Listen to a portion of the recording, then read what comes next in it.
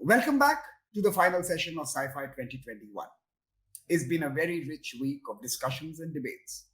We've had over 150 speakers from 42 countries engage with us on 61 themes, across formats, across the days, and of course, across time zones. Let me thank each one of them for sharing a part of their day with us to make this possible. I want to use this opportunity to acknowledge the leadership of Trisha Ray, who takes over as chair of this event this year.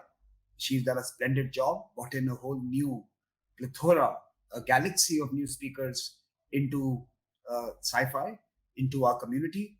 And I hope that she will continue to grow the CyFy family, the CyFy debates, and enrich us with insights and perspectives that have till now escaped our attention. I also want to thank Dr. Rajeshwari Rajagopalan, the director of the Center for Security, Strategy and Technology, the center that houses CyFy. And I congratulate her center for a very successful CyFy with a twist. This time, we decided to engage with space policy issues alongside future tech and current technology questions. It is extremely difficult to put together a cogent summary of the debates we have witnessed at the CyFy arena. And I am not going to attempt to do that. I'm instead going to pull out some key ideas that have stayed with me during this week. And let me start with China, simply because of what happened in Beijing yesterday. An Indian diplomat who was speaking on concerns around the Belt and Road Initiative had their mic shut down. In some ways, this portends our digital future. The Chinese are participants in our public spheres. They use our social media platforms. They are able to game our newspapers and academic journals. They are able to sponsor and buy their way into the decision making in key institutions in open and liberal societies. The other direction does not exist. The Chinese and the Great Firewall of China ensures that our mics are permanently shut off from their internal processes, debates, and discussions. The second lingering thought that remains with me is this curious state of American technology and American politics.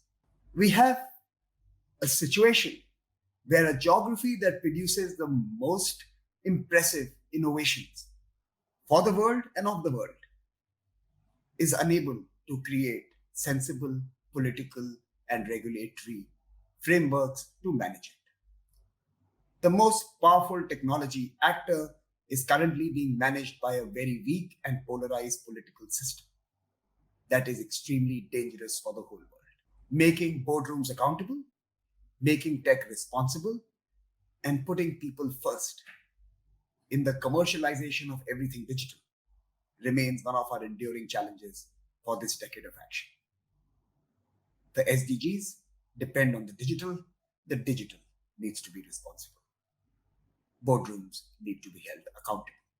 The third idea that was very visible through multiple discussions during this week was on the formats and institutions that are going to manage this digital age.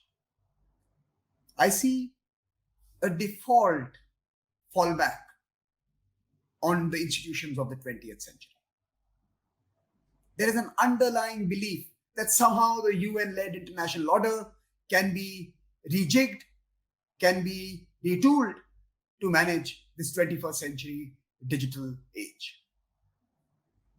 I think that may be too optimistic. I think we are also being a little lazy when we seek that. In my opinion, we need new institutions. We need new institutions because now we have new actors who are responsible for delivering safe, secure, and prosperous digital futures. New actors, new voices, new ideas, and new buildings all need to be built virtually or in the real for the 21st century governance of the international system. The band-aid solutions and the mosaic of patchworks that have today tried to, attempted to put together and cobble together some kind of a regime to manage our digital era is not holding. It is time to invest in creating the new UN system and the new Bretton Woods order for the digital age. Can a club of democracies attempt to do that? Can plurilateral groups like the Quad or perhaps the AUKUS strive to put together a technological governance framework? We also heard and we also experienced through interventions by individuals the benefits of technology. We see how advancement in content creation and dissemination is creating livelihoods for millions in the emerging world. Storytelling is now profitable.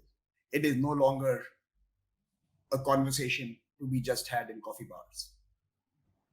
We also heard about the progress on the electrification of the real world, electric mobility, the potential of electric mobility to lessen the burden on the planet, its ability to tackle the key challenge of climate change and air pollution, its promise to create new jobs, new skills, and new economic models, and of course, its ability to help people move and perhaps also help them be socially mobile.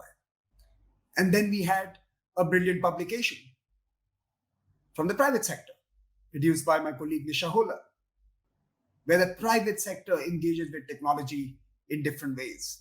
The impact community that is striving to respond to challenges of today using technology and the digital to solve problems that we have carried forward from the past centuries.